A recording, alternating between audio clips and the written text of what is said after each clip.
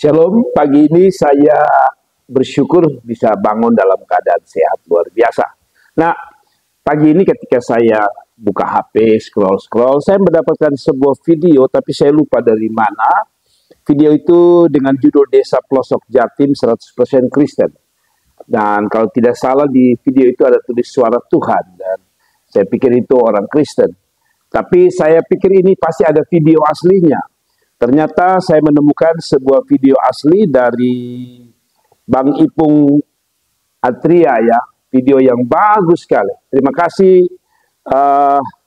Bang Ipung Atria.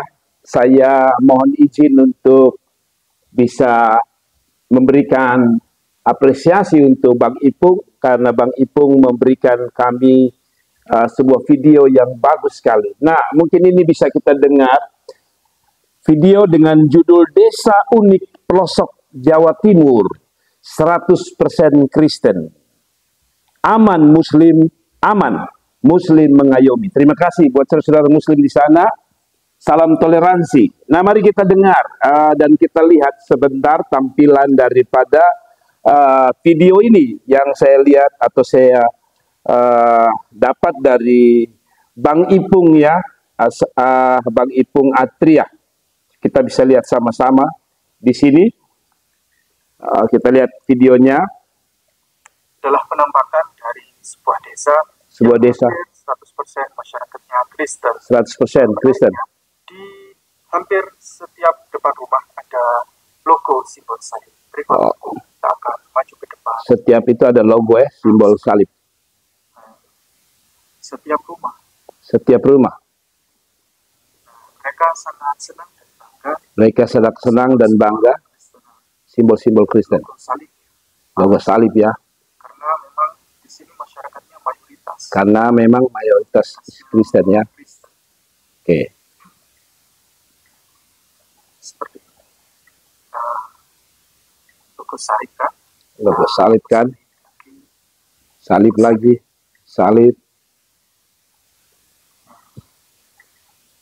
Oke. Menarik sekali. Menarik sekali.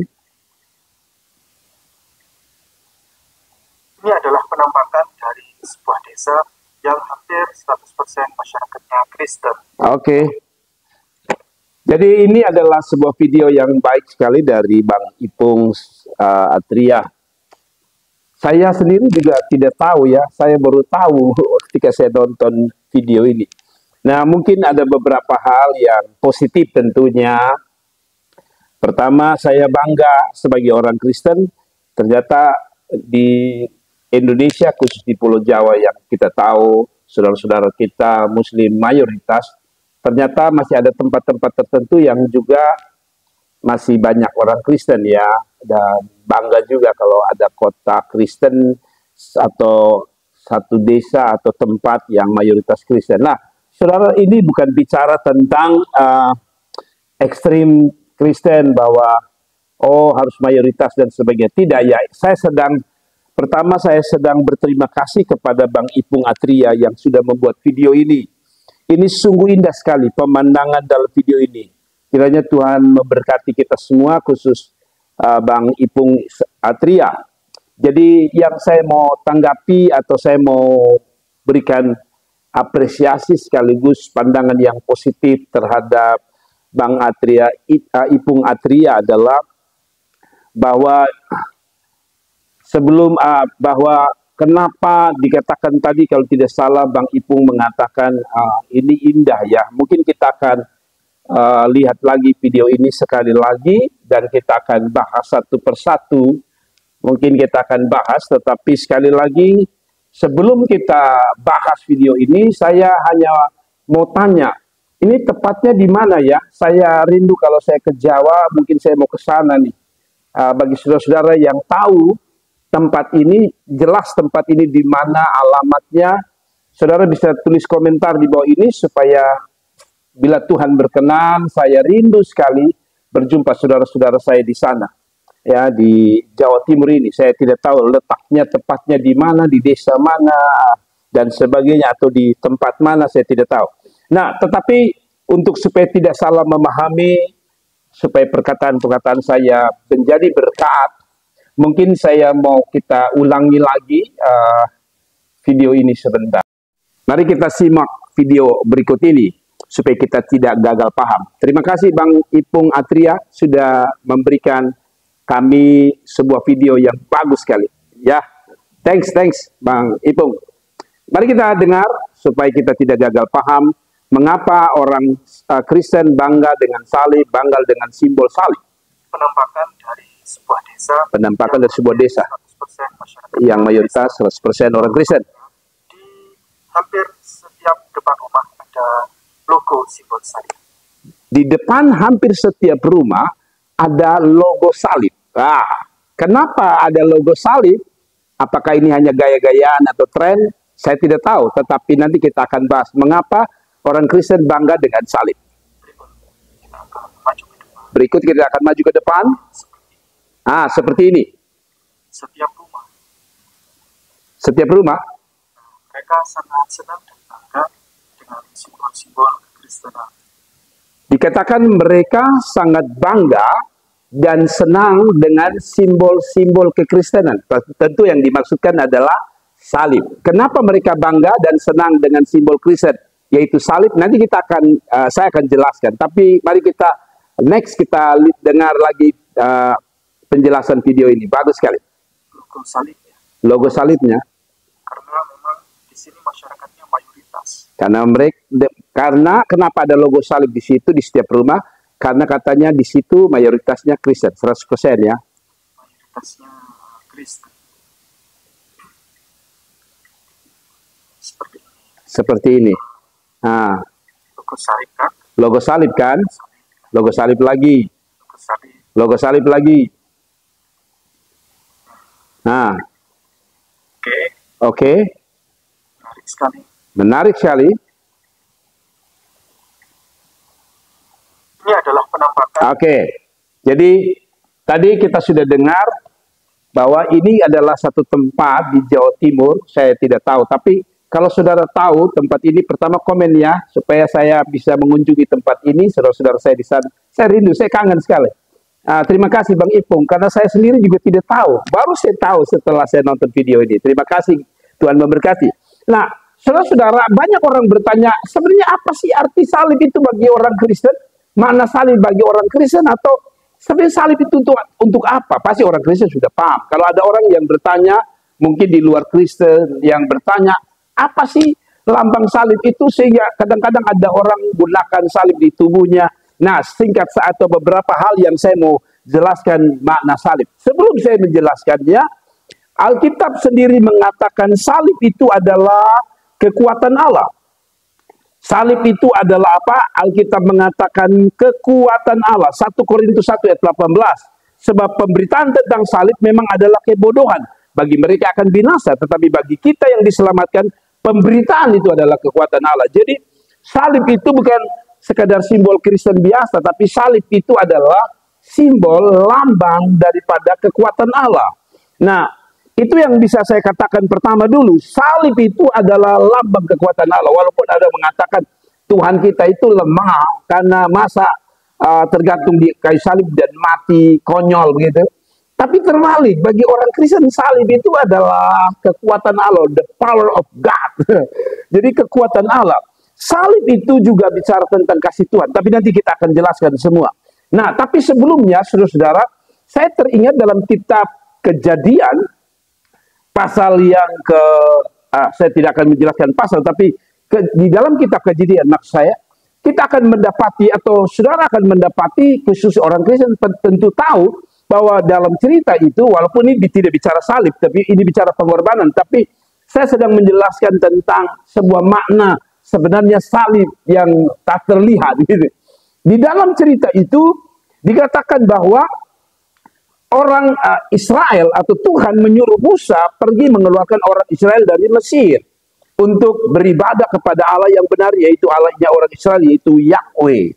Saudara-saudara, tetapi waktu mereka pergi, Musa dan Harun pergi meminta Raja Firaun untuk mengeluarkan orang Israel dari Mesir, keluar dari Mesir, maksud saya, Firaun tidak mau, dan akhirnya singkat cerita Tuhan memberikan 10 tulah atau istilahnya 10 hukuman atau 10 mujizat untuk memperlihatkan kepada Raja Firaun, Raja Mesir itu, bahwa aku memang Tuhan yang memanggil orang Israel keluar. Tapi singkat cerita Raja Firaun tidak mau, bersama bangsanya tidak mau. Mereka tetap menjajah, memperbudak orang Israel, dan akhirnya Tuhan berikan 10 hukuman sekaligus menurut saya 10 mujizat. Yaitu singkat cerita bahwa akhirnya pada tulah ke-10 atau hukuman ke-10 atau mujizat ke-10, yaitu anak-anak sulung dari setiap binatang maupun manusia mati. Ya, itu hukuman karena mereka coba melawan, dan untuk menghindarkan orang Israel itu lewat dari maut, maka Tuhan memerintahkan bahwa setiap mereka atau setiap rumah mereka itu diberi tanda darah. Jadi setiap tanda darah itu sebagai tanda pengorbanan itu harus ada. Mengapa? Supaya malaikat maut lewat. Nah, kekristenan itu bicara tentang salib adalah kekuatan Allah. Kenapa? Karena kekuatan Allah itu untuk menyelamatkan manusia dari maut. Kalau di Mesir itu maut itu bicara tentang kematian yang sementara. Maksudnya kematian sementara adalah karena manusia itu setelah mati, itu setelah hidup lalu mati. Maksud saya setelah itu tidak berdaya lagi. Tetapi yang saya maksudkan bahwa kekuatan Allah karena dia bukan hanya mampu menghidupkan orang, tetapi kekuatan Allah karena mampu memberikan kehidupan yang kekal bagi orang percaya. Nah, sedikit berputar, tetapi intinya bahwa kekuatan Tuhan itu menyelamatkan orang dari kematian, bukan sekedar kematian biasa, tapi lebih daripada itu adalah kematian kekal. Tuhan punya kemampuan lewat pengorbanannya di atas kayu salib. Nah, singkatnya supaya lebih jelas, ingat bahwa salib itu bukan sekadar gaya. Mengapa orang Kristen di sana senang? Saya tidak tahu motivasi apa mereka kasih salib. Apakah itu sedang menunjukkan mayoritas Kristen? Tidak. Saya yakin tidak. Karena mereka memahami arti salib. Kenapa tadi Bang Ipu mengatakan mereka begitu senang dan bangga menaruh simbol-simbol Kristen seperti salib, ya, khususnya salib. Karena salib itu bukan hanya sekedar simbol agama Kristen, tetapi salib itu adalah inti dari berita keselamatan, sekaligus salib itu adalah simbol kasih Allah bagi manusia. Bagi orang Kristen, salib pertama adalah lambang satu, kasih Allah yang tak terukur. Jadi kenapa tadi Bang Ipung mengatakan benar, mereka bangga dan senang taruh-taruh simbol atau lambang-lambang Kristen seperti salib.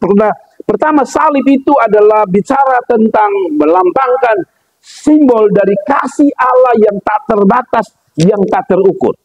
Yohanes 3:16 berkata, karena begitu besar kasih Allah akan dunia ini, sehingga ia telah mengaruniakan anaknya yang tunggal, supaya setiap orang yang percaya kepadanya tidak binasa, melainkan beroleh hidup yang kekal. Jadi kekristenan itu menyadari bahwa kasih Allah itu terbukti nyata itu lewat kematian Yesus di atas kayu salib. Kasih yang tak terukur lebarnya dan panjangnya. Ada seorang mengatakan begini, kasih Allah itu kalau bisa ditulis, maka kalau seluruh ranting-ranting pohon di dunia ini diambil menjadi mata pena dan lautan menjadi tintanya, katanya dalam sebuah puisi dan yang dibuat lagu, katanya kalau kasih Allah itu mau dilukiskan, kalaupun ranting-ranting dari setiap pohon, setiap ranting di seluruh dunia pohon ini, jadikan mata pena, mata pulpen, dan laut menjadi tintanya, maka itu pun belum cukup untuk menceritakan kasih Allah. Karena kasih Allah itu begitu besar, melampaui pikiran kita. Itu sebabnya kadang-kadang ada orang yang tidak bisa memahami tentang kekristenan. Jadi salib itu menunjukkan bahwa Allah rela mengorbankan anaknya demi keselamatan manusia. Ini adalah bukti nyata kasih yang melampaui segala logika manusia. Tetapi harus sadar bahwa tanpa salib tidak ada yang namanya keselamatan, tidak ada yang namanya kasih karunia. Yang namanya dosa langsung mati. Karena manusia tidak layak hidup di hadapan Tuhan. Tapi lewat kematian Yesus di atas kayu salib, Dia mencurahkan kasihnya lewat memberikan anak yang tunggal, supaya salib menyelamatkan setiap orang yang percaya kepadanya. Yang kedua, salib itu bicara tentang pengampunan dosa dan pendamaian dengan Allah. Sederhananya, bahwa manusia itu butuh pengampunan dosa. Dan yang bisa menghapus dan mengampuni dosa adalah Allah. Dosa membuat manusia itu terpisah dan menjadi musuh Allah. Nah, dengan Yesus mati di atas kayu salib, orang Kristen percaya bahwa salib itu menggambarkan, melambangkan pengampunan dosa sekaligus pendamaian antara manusia dengan Allah. Kolose 1 ayat 20. Dan oleh Dialah Ia memperdamaikan segala sesuatu dengan dirinya, baik yang ada di bumi maupun yang di sorga, sesudah Ia mengadakan pendamaian oleh darah salib Kristus. Jadi Bapak Ibu dengar baik-baik, salib itu bicara tentang pengampunan dosa dan pendamaian dengan Allah. Itu sebabnya kalau Bapak Ibu baca atau lihat di gambar-gambar di YouTube atau di Google, ada gambar begini, ada jurang, di tengah-tengahnya ada jurang, jadi di sini dikasih salib, gambar salib, sehingga manusia bisa menyeberang jurang ini, dari jurang ke sini, ke sana. Bicara tentang manusia, pada dasarnya ketika mereka jatuh dalam dosa, mereka menjadi musuh Allah, mereka menjadi seteru Allah, kata Alkitab. Tetapi dengan kematian di kayu salib, manusia yang berdosa, yang tidak layak ini, tidak bisa berjumpa dengan Allah yang suci di seberang sini. Untuk bisa pergi dari manusia berdosa ini kepada tempat yang suci, di mana Allah yang suci ada di sana, maka butuh yang namanya pengampunan dan pendamaian. Manusia itu musuh Allah. Sejak Adam dan Hawa jatuh dalam dosa, manusia diusir keluar dari Taman Eden sebagai lambang permusuhan. Sampai 2000 tahun yang lalu Yesus datang di atas kayu salib, mati di sana, baru manusia bisa diperdamaikan dengan Allah. Jadi manusia hanya bisa mendapatkan pengampunan dosa, bukan sekedar minta ampun, tetapi harus ada pribadi yang bisa mendamaikannya, yaitu Yesus Tuhan. Oke. Melalui kematian di kayu salib, Yesus menanggung dosa kita dan mendamaikan hubungan antara manusia dengan Allah yang kotor ini, yang najis ini, bisa ketemu Allah yang suci di tempatnya yang suci, yaitu di surga. Salib itu adalah simbol jembatan antara manusia berdosa untuk bisa pergi kepada Allah yang suci, maka butuh jembatan. Dan Yesuslah menjadi jembatan lewat kematiannya di atas kayu salib. Ketiga, salib itu melambangkan kemenangan atas dosa dan iblis. Nah, lucunya adalah orang Kristen yang masih takut dari setan. Lewat kuburan, takut. Bulu kuduk berdiri katanya. Kalau di kota kami atau di tempat saya tinggal, biasanya orang pulang dari melayat orang mati pasti takut. Minta ditemani oleh teman karena takut setan. Lewat kuburan takut. Padahal Alkitab mengatakan salib itu bicara tentang kemenangan atas dosa dan iblis. Kolose 2 ayat 14-15 mengatakan, dengan menghapuskan surat hutang dan menanggalkannya dari tengah-tengah kita dan memakukannya pada kayu salib, Ia telah melucuti pemerintah-pemerintah dan penguasa-penguasa dan menjadikan mereka tontonan umum dalam kemenangan atas mereka di dalam Dia. Jadi saudara-saudara, Yesus mati di atas kayu salib atau salib itu melambangkan orang Kristen pasti menang atas iblis dan dosa. Nah, itu sebabnya hanya komitmen untuk mengalahkan dosa, hanya pernah kemauan untuk mengalahkan dosa, tidak akan pernah bisa mengalahkan dosa. Kita hanya bisa mengalahkan dosa kalau kita punya kuasa salib. Jadi sederhananya bahwa salib bukan sekedar tanda kekalahan. Kadang-kadang orang berpikir salib itu tanda kekalahan, tanda kelemahan. Itu sebabnya tadi dikatakan bagi orang yang binasa, salib itu tanda kebodohan.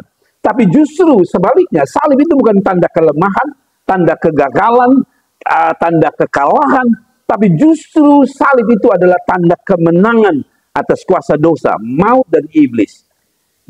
Yesus mengalahkan segala tuduhan dan membawa umat percaya kepada kebebasan. Tidak ada kebebasan yang tanpa salib Kristus atau salib itu sendiri. Jadi salib itu Kenapa jadi kebanggaan dan kesenangan orang Kristen taruh di depan rumah mereka?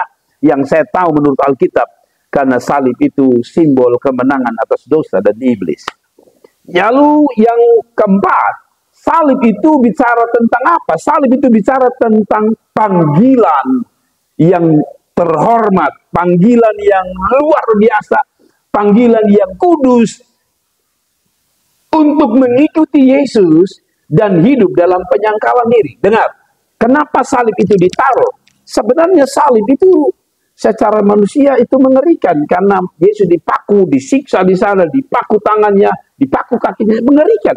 Tapi salib itu bagi kekristenan bukan menakutkan. Salib itu justru panggilan orang untuk mengikuti Yesus dan hidup dalam penyangkalan diri. Lukas 9 ayat 23 mengatakan, setiap orang yang mau mengikuti aku, ia harus menyangkal dirinya, memikul salibnya setiap hari, dan mengikuti aku.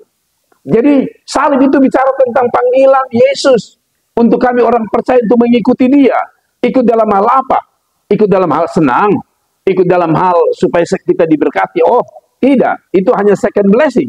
Tapi panggilan itu untuk memikul salib artinya panggilan untuk siap menderita.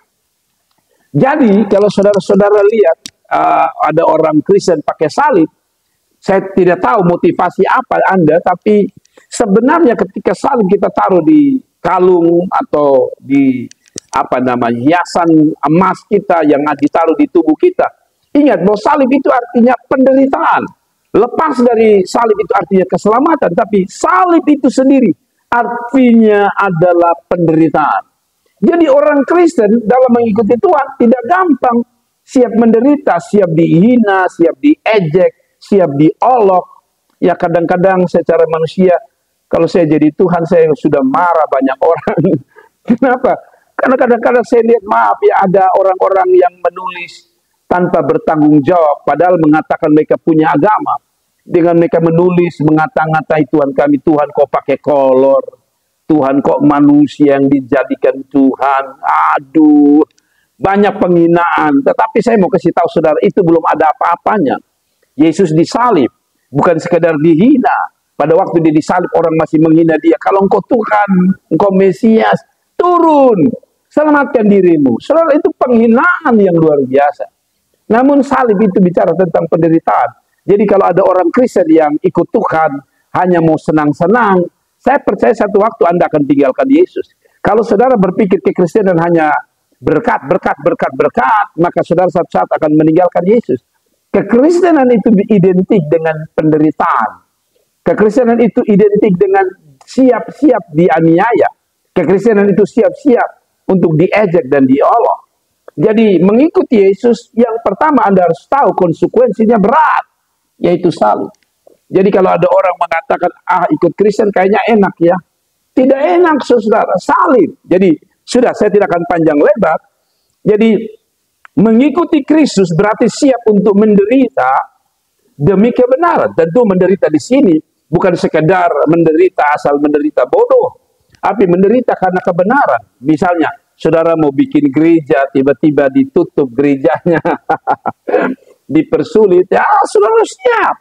Yang kedua, saudara mau ikut Yesus, tapi hidup susah, mungkin saudara jadi orang Kristen, tapi orang lain yang beragama lain mungkin kaya, Anda susah. Tidak harus pikir itu semua, karena salib itu bicara tentang penderitaan, tentu penderitaan yang tidak dibuat oleh kita. Misalnya kalau saudara mencuri, lalu saudara masuk penjara, lalu saudara berkata, saya menderita, saya memikul salib. Itu salah. Itu penderitaan yang dibuat, atau salib yang dibuat oleh saudara sendiri. Tapi salib itu ketika saudara menyampaikan firman Tuhan, lalu orang mengatakan sok suci lah, sok benar lah, dan sebagainya. Nah inilah yang disebut salib. Ketika saudara mau maju di dalam Tuhan, ya ada tantangan, tapi saudara tetap maju dalam Tuhan. Inilah yang disebut penderitaan atau salib. Memikul salib bukan 1-2 hari, setiap hari. Berarti hidup tidak lagi menurut keinginan sendiri. Penyangkalan diri itu berarti hidup tidak lagi ikut mau kita, tapi menurut kehendak Tuhan. Jadi penyangkalan diri itu artinya begini. Saya dulu maunya saya mau dosa, saya cinta dosa, saya senang dosa. Sekarang setelah Yesus mati di atas salib, ketika melihat salib, kita sadar itu bukan hanya pengorbanan, tapi supaya kita sadar bahwa Yesus pernah berdoa sebelum disalib. Dia bilang kata begini, Bapa, lalukan cawan ini, tapi kalau tidak, biarkan semua jadi sesuai rencana. Artinya itu penyangkalan diri. Jadi orang yang menaruh salib di depan rumahnya harus sadar bahwa bukan diri kita yang harus kita ikuti, bukan keinginan kita yang harus kita ikuti, tapi keinginan dan kehendak Tuhan sesuai dengan firman Tuhan yang akan kita lakukan. Yang terakhir, salib merupakan identitas. Jadi kalau ada orang bilang ada KTP sebagai identitas, dia penduduk mana, dia dari negara mana, ada KTP-nya, maka saya mau bilang KTP kita itu salah satunya adalah salib atau salib itu sendiri. Ya, Galatia pasal 6 ayat 14 bicara salib itu identitas. Sekaligus tadi Bang Ipung, kebanggaan orang percaya. Saya ulangi lagi Bang Ipung Adria. Jadi identitas, salib itu identitas yang merupakan kebanggaan orang Kristen atau orang percaya. Galatia 6 ayat 4 sebagai dalilnya. Tetapi aku sekali-kali tidak mau bermegah selain dalam salib Tuhan kita Yesus Kristus. Sekali lagi, Galatia 6 ayat 14, tetapi aku sekali-kali tidak mau bermegah selain dalam salib Tuhan kita Yesus Kristus. Jadi salib itu sebuah kebanggaan, sebuah kebegahan, sebuah identitas bagi orang Kristen. Bagi Rasul Paulus dalam waktu dia menulis ini, salib adalah pusat kehidupannya, sentral kehidupannya, tujuan kehidupan daripada Rasul Paulus, fokus daripada Rasul Paulus. Bagi kita pun salib adalah identitas dan sumber sukacita. Kenapa sumber sukacita? Padahal penderitaan. Karena salib itu tadi di samping sebagai simbol penderitaan karena mengiring Tuhan tidak enak, tetapi sambil salib itu adalah sukacita. Kenapa? Karena lewat saliblah sorga yang tadi tidak pasti, sorga yang mungkin bagi kami mudah-mudahan bisa dapat, sorga itu menjadi pasti. Hanya dengan salib ada sukacita. Kenapa juga? Karena tadi harusnya kita mati selama-lamanya, mati dalam kekekalan di api neraka. Setelah Tuhan mati di atas salib, kita punya berita sukacita, berita bahagia. Karena kita yang tadi orang neraka bisa menjadi orang surga. Haleluya. Kita bukan lagi hidup karena kekuatan diri, tapi karena anugerah daripada Tuhan melalui salibnya. Itulah yang bisa saya jelaskan Ibu Bapak sekalian yang diberkati Tuhan. Saya ingin menyampaikan penutup untuk kita sekalian. Jadi salib bukan sekedar simbol, kesimpulan saya, melainkan pertama tanda kasih yang tak terhingga. Salib itu merupakan jalan pengampunan. Salib itu bukti kemenangan dan bukan kekalahan apalagi kelemahan. Salib bicara tentang panggilan untuk hidup dan menyangkal diri. Salib adalah sumber kebanggaan iman orang percaya.